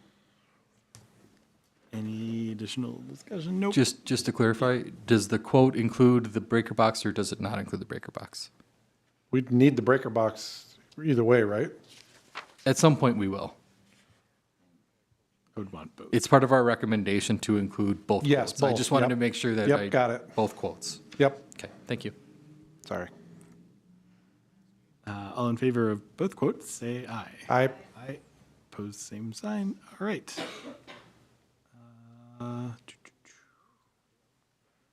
Public forum.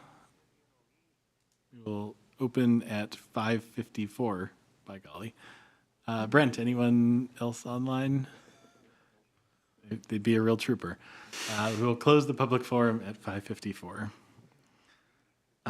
Board member reports. Nothing to add. Nothing for me. Great meeting last night. That's all. Nothing to Oh, add. yeah, that was good. Staff reports. Katie, you want to go first? Thank you, Mr. Chair, members of the board. I will be quick. Adult pond hockey tonight, the championship is taking place, so I'll be heading there after the meeting. And this may be our last week of ice, so it's good that we're getting it done. Youth pond hockey concluded technically last night when we had them turned back in their equipment, but the jamboree happened at the Essentia Sports Center, and then also the Crow-Wing recycling rink. So we had both rinks for 2 hours, and the kids really, really enjoyed it. I can't stress that enough. They absolutely loved it. So that was a really good partnership between Brainerd Parks and Rec and Nisswa Parks and Rec to get that done. Skating rinks right now, I don't remember if I told you guys this last park board meeting, but Memorial is unfortunately closed for the season. We're going strong with Bain and Gregory right now, but unsure about next week. So we'll keep the public informed on the rink conditions the next few days. The special events, so the Valentine's Day skating party, despite it being probably the warmest skating party we've ever had on February 12th, we did have 200 participants, so it was really great, and I can't thank Mike Paget and Chuck Smith. Chuck's one of our warming house attendants who helped out, and then also Brainerd Wendy's for donating the large amount of chili, and that's always the crowd favorite at that event. Some of the miscellaneous updates I have for you. I did apply for an AE grant through Essentia Health, so still waiting to hear whether or not we have received that, but I feel pretty positive that we will. Enrollments in the Brainerd Early Bird are starting to pick up. Save the dates for the Easter egg hunt. I do have an update. We did receive the grant from the Rotary for $600, and then I'll be looking into a matching grant for one of our candy suppliers so we can get $1,200 worth of candy for that event. And then also the Easter ball hunt taking place around Kiwanis, Boom Lake, and Buffalo Hills Trail. Will be happening later that day, which is also a large hit. We get a donation of tennis balls from the high school for that, so virtually free. So, and then also, not sure if you guys were aware of this or not, over the years I've presented with Dr. Bill Faber, a natural resources teacher at Brainerd CLC. And it's been a really good collaboration between the two. This year I'll be assigning an assignment where they design a special event that is nature-based. And then I actually would love to adopt one of the ones they present in the future moving forward. And then we also are collaborating with that natural resources class for the Earth Day pickup, which is the Friday before Earth Day, so April 21st. And then we are working with Northland Arboretum with that also. And then I just have like a brief I had COVID for 2 weeks, so I apologize for a little bit tardiness on adult softball registration being out there to the public, but it will be hopefully in the next week or so. So that's all I have. Thank you. Glad you were feeling better. Jesse and/or Troy. Sir, Mr. Chair. So you have the maintenance report here. I do want to add a few pieces, not necessarily to maintenance, but Katie and I have been working on continuing for the programming for the grand opening for the new park, the Lyman P. White Park. We've gotten a price from the sound tech, and it was kind of right in the ballpark. Don was thinking of $500 is what they're proposing for the scope of work. He's very familiar with the bands that we were discussing. I think the mayor recommended Bruce Archer, who's performed in the past for Arts in the Park. He thought that was a really nice musician for this type of event. So we did reach out, and he said he was really excited for the opportunity to potentially help us out with that event. Wonder Trek is on board with going ahead and having an installation at that at the event as well. So we'll continue to work through the process, and I think we got the contacts for the two, that Bruce Archer and the Dose guys, so we'll be reaching out and getting prices from them, but I feel pretty confident that we should be able to hit the $2,000 budget mark that we had set. So we'll continue to work through that path, and as from there was discussion about sod and the availability there. There's no confirmation or guarantee, but we did get some more positive affirmations from their subcontractor that would be providing the sod, that generally they can get it mid-May.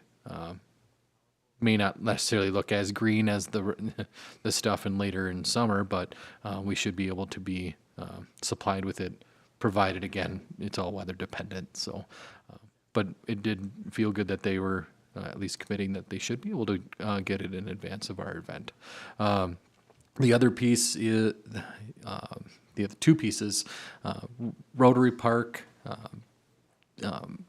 BPU has their Force Main River crossing project that they'd like to get constructed this year. So right now what they're proposing is south of Rotary Park, kind of in the I don't want to call it wetlands, really kind of way south of the pavilion, is where they would need to stage their piping. Most of the impacts to that area would mostly be just construction traffic coming in and out of there. And I wouldn't anticipate it be very much once you're setting up their boring operation. It's just going to be setting it up and then delivering the materials to that location. As mentioned, they're going to try and get it constructed this year. At least that's their intention. I know that they have some permitting issues that they have to go through, and I believe Mike England is working with Rotary Club specifically and talking about the project so that they're aware. But I did want to make sure that the park board is aware that that work is at least planned for this year to be constructed, and that might be the impacts to that area's construction traffic. And we are working with them to identify any damages to trails and accesses that we would address that through the project. It might be just a matter of putting a gravel hump over the trail so that their traveling equipment across it doesn't damage the trail, and then remove it after the fact. So we're working through that process with them to make sure that whatever the conditions of Rotary Park specifically are in today, that project doesn't adversely impact it. And then the final thing is on the next week's city council meeting, we will be bringing CLC's 5K event street closure application for their mental health awareness run. That one's going to start at CLC, work along College Drive, and then they're planning to come down East River Road and loop around Boom Lake Park. So just wanted to let you know that I believe it's Saturday, May 6th, if I remember the date right. So so you are aware. I don't know if the park board wants me to bring a formal item of approval for them to utilize that space. But other than that, I just wanted to let you guys know that event was on the council's agenda for next week. Well, I don't think I had anything else to add. Just for the Rotary construction, could we put a disclaimer on the facility rental form saying there's construction and if you want to have a weekday event? Right. Yeah, I think if we have any reservations, it's something that we've been doing with Lum Park. So all the campground reservations, as they've been coming in, we've been letting them know we do have a planned construction project.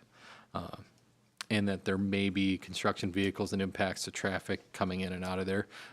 So far as I understand it, from my discussions with Carrie, is nobody's had any reservations about continuing to reserve the campground. So we would probably do something very similar to Rotaries, just informing them that we do have a planned project, not in the park, but nearby, and that there might be some impacts that way. Cool.